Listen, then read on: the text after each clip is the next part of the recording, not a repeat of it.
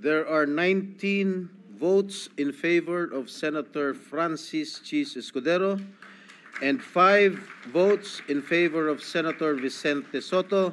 Senator Francis Chis Escudero is therefore elected President of the Senate. Now proceed with the election of the President of the Senate. Is there any objection? There being none, we will now proceed with the election of the President of the Senate.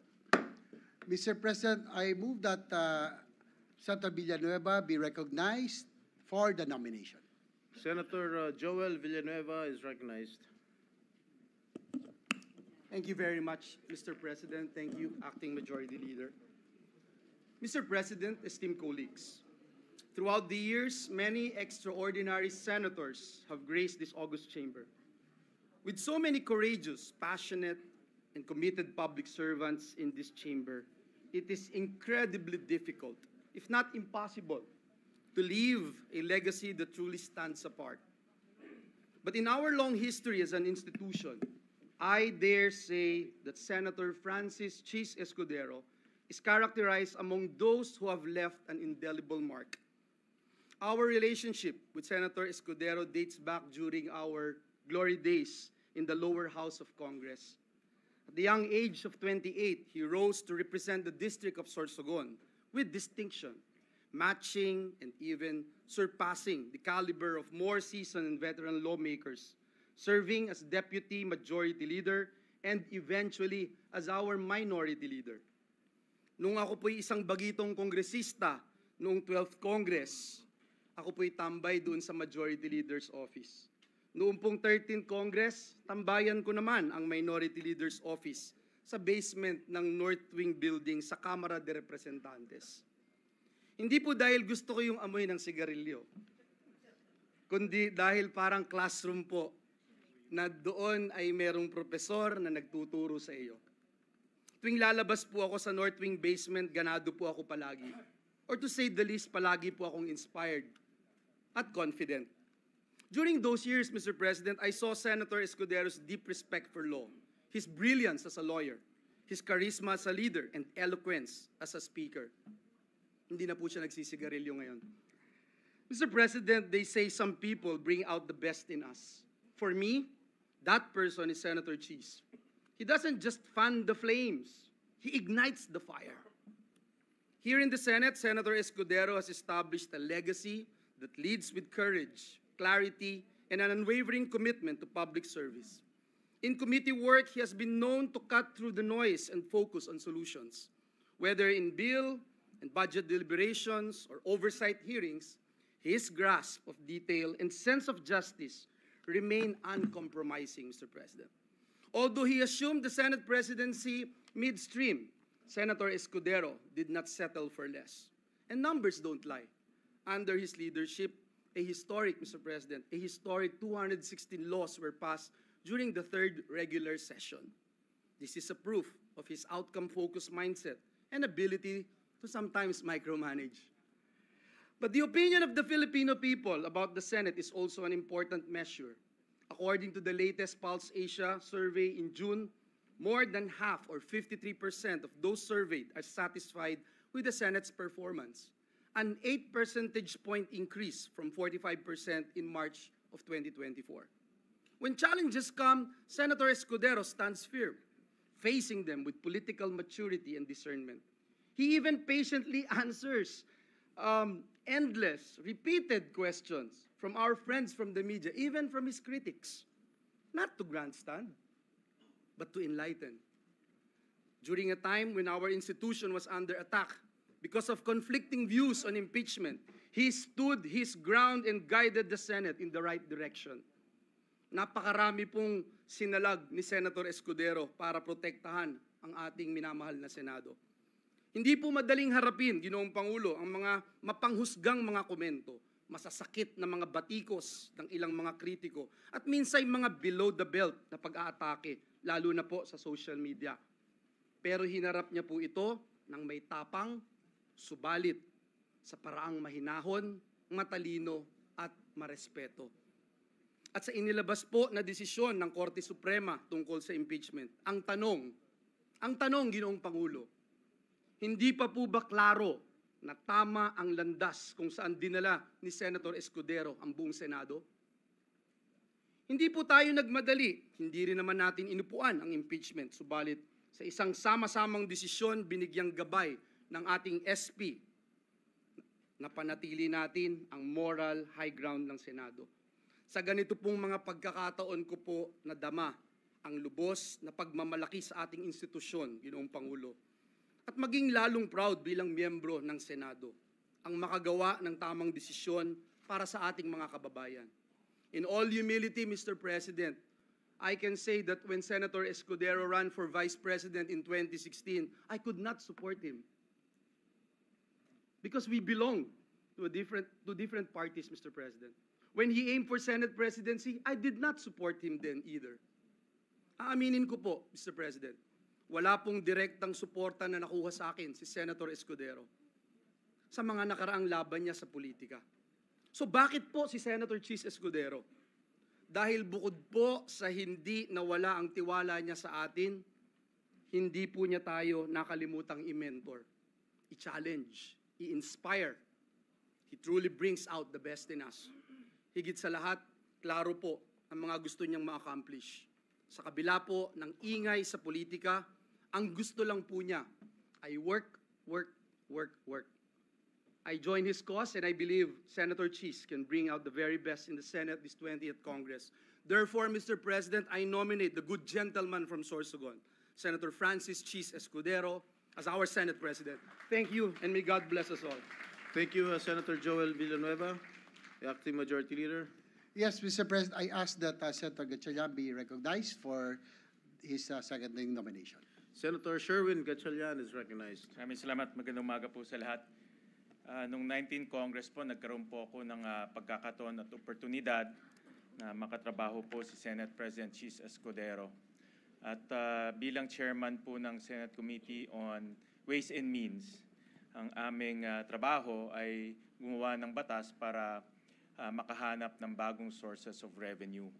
At dahil po sa kanyang liderato, guidance, at sabi na nga ni Senator Joel, pagpupursige, nakapagpasa ho kami ng 10 batas sa Committee on Ways and Means kung saan makakalikom ang gobyerno ng halos 300 billion in new sources of revenues. Hindi ko makakalimutan nung binabalangkas ho namin yung Create More Law, na isa sa pinakakomplikadong batas na hinawakan po ng Senate Committee on Ways and Means. Merong mga 2, 3, 4 na gabi na pumunta ho siya sa aking tanggapan, umupo doon hanggang hating gabi at hindi ho aalis kung hindi ho matapos yung batas. Kaya po, dahil po sa kanyang pagpupursige, ang Create More Law ay ating naisabatas at ngayon ay pinapatupad po ng ating pamahalaan pang nasyonal. So with that, Mr. President, it is my great honor, it is with great honor to second the nomination of Senate President Chis Escudero. Thank you, Senator Gatchalian. Acting Majority Leader. Yes, Mr. President, I move that Senator Ronald Bato de la Rosa be recognized to second the nomination. Senator Ronald Bato de la Rosa is hereby recognized. Thank you, Mr. President. Mr. President, esteemed colleagues, ladies and gentlemen, as your attorney, it is my honor to express my profound support for one of the sharpest, most intelligent senators I have ever had the privilege of working with. A real attorney with a heart, Senator Chis Escudero. He whose nomination I have the honor of seconding. So we may call once again him Senate President. I admit that I started as a reluctant supporter of our Senate President, caught up in the whirlwind of events at the time. I gave the kind of support that was almost synonymous with surrender, with raised hands and tear-stained eyes, as if to say, wala na rin akong magagawa. But in the last few months of the 19th Congress, he showed us how his steady hand and calm voice shielded the Senate from anything that gets in the way of our sworn duty to the people, from any threat to our mandate. Whether or not it is a coincidence that Escudero means shield bearer, I do not know. But of this I am sure. Senator Cheese has more than lived up to his name, safeguarding the Senate. In Senate President Escudero, we find exactly a leader who stands firmly at the forefront, ensuring that amid political fires, the Senate remains to be a body of still water that runs deep, reflective of the views and interests of the people. However, unlike a cold metal shield, his leadership warms our heart. With his almost transcendental adeptness, he comes up with a compassionate solution that works for all parties, especially for the Filipino people. And now, as I offer my support, once again, it is no longer an act of defeat or surrender. No longer to say, wala akong magagawa. Instead, it is one of conviction. We are making the right decision. The shield-bearer leader with a heart is the right choice. Maraming salamat, Mr. President, and I look forward to all that we shall accomplish in the 20th Congress. Thank you, Senator Bato de la Rosa, the Acting Majority Leader. Yes, Mr. President, I move that Senator Raffy Tulfo be recognized to second the nomination. Senator Raffy Tulfo is hereby recognized. Thank you, Mr. President. My dear colleagues, today I rise not just to nominate a leader, but to honor a legacy of service, an unwavering commitment to the Filipino people. I proudly support the nomination of Senator Francis Cheese Escudero. More than anything, his experience and record in public service speaks for itself. From his early days as one of the youngest lawmakers in Congress to his role as Senate President during the 20th Congress, Senator Escudero has consistently championed legislation that uplifts lives. Under his leadership, the Senate passed key measures that strengthen our sovereignty, boost our economy, and protect our most vulnerable. But beyond the bills and titles, Senator Escudero brings leadership with heart. Matibay na puso ang kailangan upang pagtagpuin ang 23 magkakaiba na opinyon dito sa Senado at ibalanse ang mga ito sa direksyon na nais tahakin ng ehekutibo. He may have faced criticism for some decision taken as Senate President, but he made sure that those decisions were backed by sound reason and solid legal basis. As a leader, he was able to handle 23 hard-headed and strong-willed individuals with 23 different advocacies and opinions. Kaya naman, malaki ng respeto ko sa trabaho ng isang Senate President. So today, with full confidence in his ability to lead, to listen, and to deliver, I nominate Senator Francis Cheese Escudero because our nation deserves nothing less. Thank you. Thank you, Senator Raffy Tulfo. Majority Leader. Yes, Mr. President, I move that Senator Juan Miguel Zubiri be recognized for his nomination. Senator Juan Miguel Mig Zubiri is hereby recognized. Thank you very much, Mr. President. Akala ko mali din yung pangalan ko. You read it right. Dear my dear colleagues, I have the honor of nominating for the Senate presidency a tried and tested leader of this august chamber, a workhorse like no other, and a man who can strengthen the public trust in this institution in even the most turbulent times. No other than Senator Vicente C. Soto III.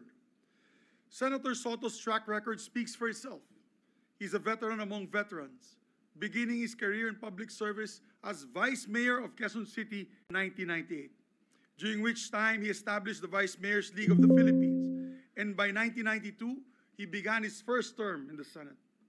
He has been a hardline anti-drug champion throughout his public service career, spearheading the passage of the Comprehensive Dangerous Drugs Act of 2002 and the Anti-Drunk and Drug Driving Act of 2012. In the realm of the executive, he also served as the chairman of the Dangerous Drugs Board in 2008 before his return to the Senate in 2010.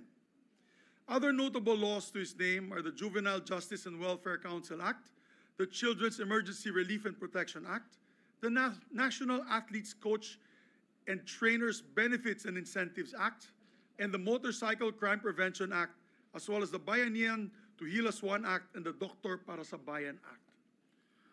Throughout his 24 years in the Senate, as a testament to his great skill as a leader and a consensus builder, he has gained the trust of various sets of senators to serve as majority leader, as deputy minority leader, and ultimately as Senate President.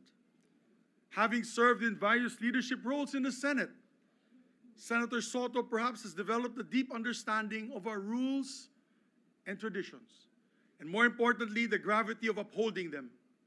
He does not just know our rules inside out, he also knows what chaos and instability will ensue if we fail to honor them.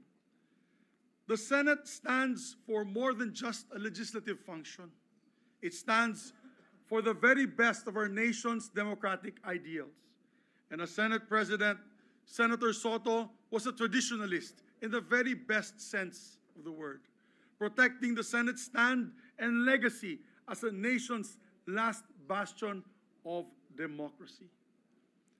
He led, and I'd like to add for the record that there was one time that his leadership was challenged because of his role of protecting each and every chairman, to allow each and every chairman the leeway to act in accordance to their committee's structure and the ideals of their committee. And he never meddled with these traditions of the Senate. No.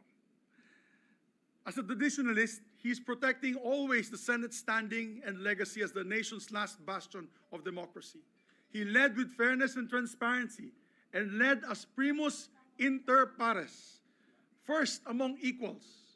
Walang linalamangan, ika nga. Under his leadership, the Senate had a healthy spirit and exchange of debates between the members. But also a spirit of unity that inspired trust and confidence in the Filipino people. As his majority leader during his term as Senate President, I have seen firsthand his commitment to this institution and how he led by example. For instance, he was always present and on time, walang absent. If there's anyone in this institution that claimed the perfect attendance, it is him as well since the start of his legislative career, together with myself since 1998.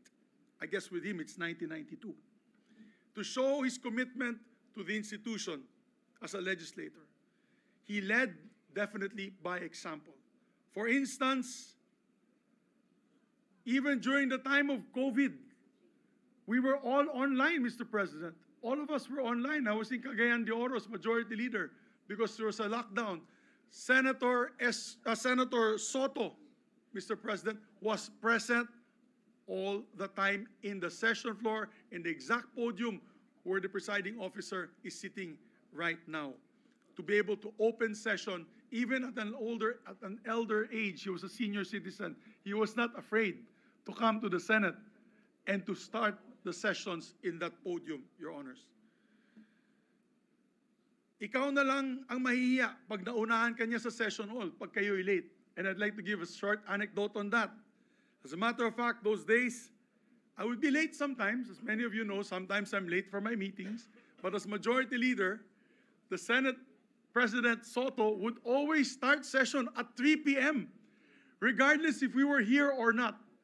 And I could recall a few times, he would start session at 3 p.m. and suspend to await my arrival. Siyempre, nakakahiya po yan. And I learned my lesson not to be late anymore. It was quite embarrassing, actually. But that was Senator Soto. He was a stickler for the rules and traditions. At bilang Senate President, lagi siyang handa para sa lahat na nangyayari at mangyayari sa Senado. From the day-to-day grind of the legislative meal to the long-term timelines for our priority measures. Ika nga, walang trabahong malit at walang problemang malaki para kay Senator Soto. Tito Sen was on top of everything and the Senate functioned smoothly under his guidance. So my dear colleagues, let us elect a leader who can help the Senate rise above the noise and establish itself once again as an institution dedicated to nothing but the best interests of the Filipino people. Let us elect Senator Vicente C. Soto III as our Senate President. Maraming salamat po at mabuhay ang Senado. Thank you, Senator Migs Subiri, Majority Leader. Yes, Mr. President, I move that Senator Lauren Legarda be recognized to second the nomination. Senator Lauren Legarda is recognized. Thank you, Mr. Presiding Officer. It is my honor to second the nomination of Senator Vicente C. Soto III for the Senate presidency. A former Senate President and the most seasoned member of this chamber, now in his 5th Senate term, Senator Soto brings unmatched institutional memory and legislative experience, as well as a firm grasp of the discipline and the decorum that this august institution demands. He understands both the weight of the Senate's traditions and the demands of principled dissent, qualities that powerfully distinguish his ability to lead the Senate. I was in my first term in 1998 till 2004. I was the majority leader in 2001, and he was the minority leader. Fast forward on my 3rd term, he was a Senate president for many years, and I was his trusted chairman of the Committee on Finance. We've worked together for more than 25 years, and I can attest to his discipline that he will lead with transparency, discipline, decorum, accountability, and many more, the traits needed by the institution at this time. This designation affirms our commitment to a Senate that is discerning and grounded in democratic principles, engaging in the work of legislation with integrity, transparency, accountability, and independence. Thank you, Mr. President. Thank you, Senator Lauren Legarda, Majority Leader. Mr. President, there are no other nominations. I therefore move that we close the period of nomination and proceed to vote for the position of the President of the Senate. Is there any second? Senator Alan Peter?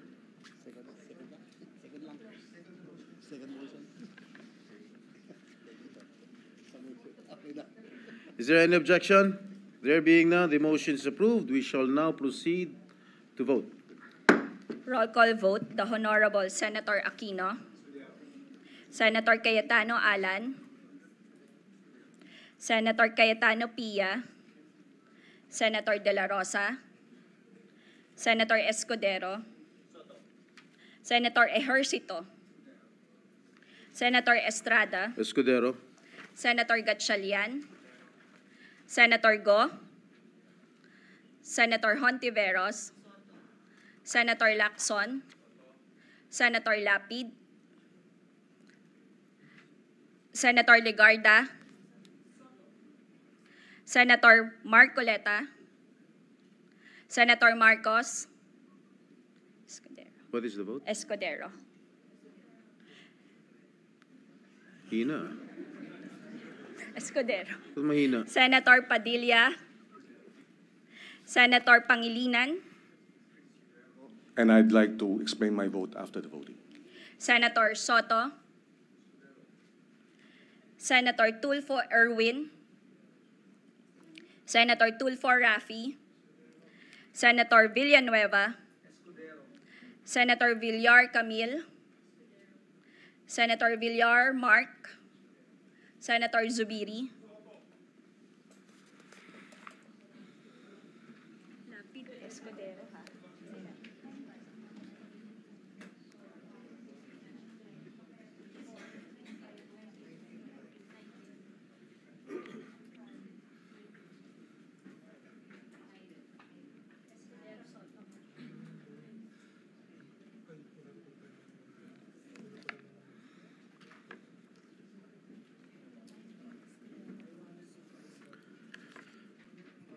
There are 19 votes in favor of Senator Francis Chis Escudero and 5 votes in favor of Senator Vicente Soto. Senator Francis Chis Escudero is therefore elected President of the Senate.